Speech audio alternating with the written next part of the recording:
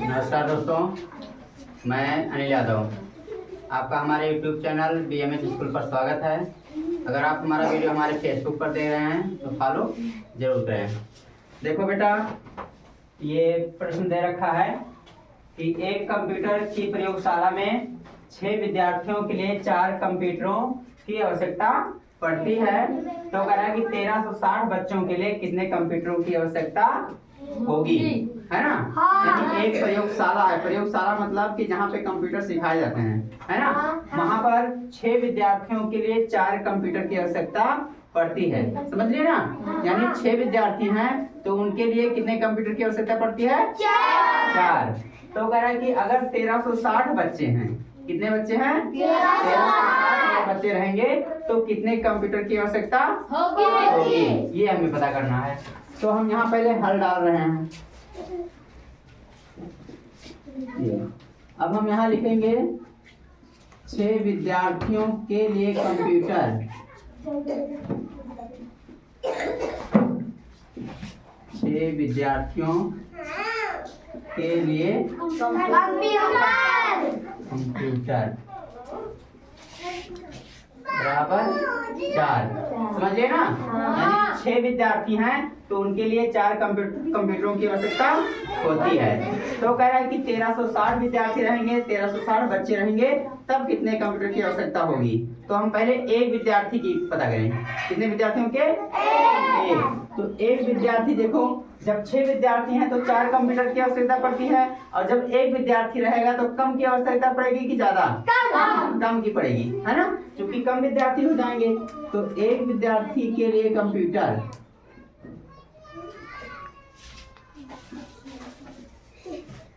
एक विद्यार्थी के लिए कंप्यूटर कम की आवश्यकता होगी ना। तो कम के लिए हम 4 को 6 से भाग करेंगे। 4 को 6 से क्या कर देंगे? भाग। यानी 4/6 कंप्यूटर हो जाएगा।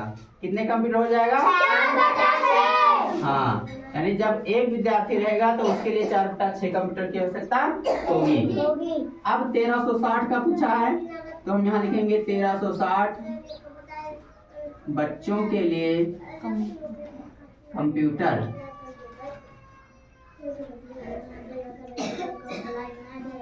अब देखो, जब एक विद्यार्थी था तो 4/6 कंप्यूटर लगा, और जब 1360 रहेंगे तो ज्यादा क्या लगेगा कि कम लगेगा? ज्यादा लगेगा, है ना। तो ज्यादा के लिए हम 4/6 को 1360 से गुणा करेंगे।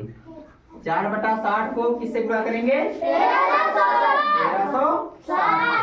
अब देखो काटो, देखो कट रहा है तो देखो 2 से काटो, 2 दूनी 4 और 2 तिया 6, ये कट गया।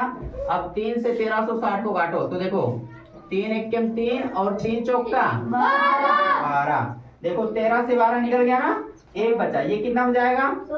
16। कितना हुआ? 16। तो 3 बचे 15। अब 16 से 15 निकल गया, कितना बचा? 1 बचा। कितना बचा? 1। ये हो जाएगा 10। कितना हो जाएगा? 10। अब 3 त्रिका 9 हो जाएगा। 3 त्रिका 9। अब 10 से 9 निकल गया तो 1 बचा। कितना बचा? 1। अब 1 का भाग 3 से जाएगा नहीं, तो हम यहाँ भागफल में दशमलव बढ़ाएंगे, और जब दशमलव बढ़ाएंगे तो इसके आगे 0 बढ़ जाएगा, है ना। तो ये हो जाएगा 10। तो फिर काटेंगे तो 3 त्रिका 9 हो जाएगा। समझ गए ना। यानी इस तरह से एक कटता जाएगा, यानी 3 बराबर आगे आता जाएगा, कटेगा नहीं। तो अब हम करेंगे क्या? 2 को 453.3 से गुणा कर देंगे। समझ गए ना। तो देखो 2 को 3 से गुणा करेंगे, 2 तिया 6, और 2 को इस 3 से गुणा करेंगे, 2 तिया 6, ये हो गया। और 2 पंचे 10 के 0 हासिल आए 1, और 2 चौका 8, 1 हासिल 9। अब देखो एक अंक बाद दशमलव लगा है ना, तो हम एक अंक बाद यहाँ दशमलव लगा देंगे। यानी ये लगभग आएगा 906। कितना आएगा? 906। यानी अगर 1360 बच्चे हैं तो उनके लिए कितने कंप्यूटरों की आवश्यकता पड़ेगी? 906 कंप्यूटर। ये आंसर हो जाएगा। अगला सवाल देखो, दे रखा है प्रश्न नंबर है 6। देखो प्रश्न नंबर 6 दिया है, कह रहा है कि यदि 8 कापियों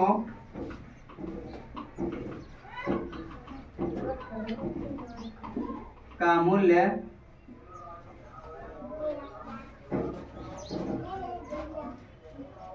128 रुपया है। 128 रुपया हो तो ऐसी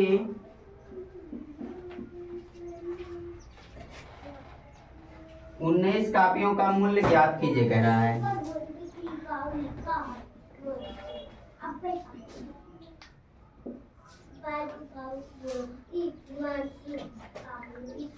उन्नीस कापियों का मूल्य ज्ञात कीजिए। देखो, इसके कहने का मतलब यह है कि जब हम 8 कापी खरीदते हैं, कितने कापी खरीदते हैं? 8 कापी खरीदते हैं तो 128 रुपए लगते हैं। कितने रुपए लगते हैं? 128 रुपए लगते हैं। और जब हम 19 कापी खरीदेंगे तब कितने रुपए लगेंगे, ये पूछा है। समझ गए ना? तो हम पहले यहाँ हल डाल रहे हैं। अब देखो, 8 कापियों का मूल्य कितना है? 128 रुपए। हाँ, 128 रुपया, यानी 8 कापियों का मूल्य बराबर 128 रुपया। तो हम पहले एक कापी का दाम पता करें। कितने कापी का? एक कापी का दाम। तो एक कापी का मूल्य कम होगा कि ज्यादा? कम होगा। कम होगा ना? जैसे भाई 8 कापी का मूल्य 128 है और जब हम एक कापी खरीदेंगे तो कम लगेगा। तो कम के लिए भाग करेंगे, वो 128 को हम 8 से भाग करेंगे। 128 को किससे भाग करेंगे? 8 से भाग कर देंगे, यानी इस 8 से 128 को भाग कर देंगे। अब हमें पूछा है कि 19 कापी का मूल्य कितना होगा, तो हम यहाँ लिखेंगे 19 कापियों का मूल्य बराबर 128 बटा 8 गुणे 19। अब देखो, इसे हम काटेंगे। देखो, 8 से काटो तो 8 एक 8, 12 से 8 निकल गया, कितना हो जाएगा? 4। ये कितना हो जाएगा? 48 हो जाएगा। कितना हो जाएगा? 48। और 8 छक 48। अब 16 गुणे 19 हो गया, तो 16 को 19 से गुणा कर दो। तो देखो, 19 छक्का 114, 19 छक्का 114 के 4 हो जाएगा। हासिल कितना आएगा? कैसे? 114 था, 11। अब 114 के 4 हो गया, तो हासिल कितना बचा? 11 बचा। अब 19 को 1 से गुणा करेंगे तो 19 से कम 19, 19 और 11 कितना हो जाएगा? 30। कितना होगा? 30। यानी ये आ गया 304 रुपया। कितना आ गया? 304 रुपया। यानी 19 कापी का मूल्य कितना हो जाएगा? 304 रुपया हो जाएगा। ये आपका आंसर हो जाएगा। तो इस तरह से इसके सवाल आप लगा सकते हैं। इस तरह के सवाल को एकिक नियम का सवाल कहते हैं। कौन सा सवाल कहते हैं? एकिक नियम का सवाल। समझिए ना? हाँ, तो वीडियो हमारा अच्छा लगा हो तो लाइक करें, कमेंट करें, शेयर करें। मिलते हैं अगले वीडियो में, तब तक के लिए धन्यवाद।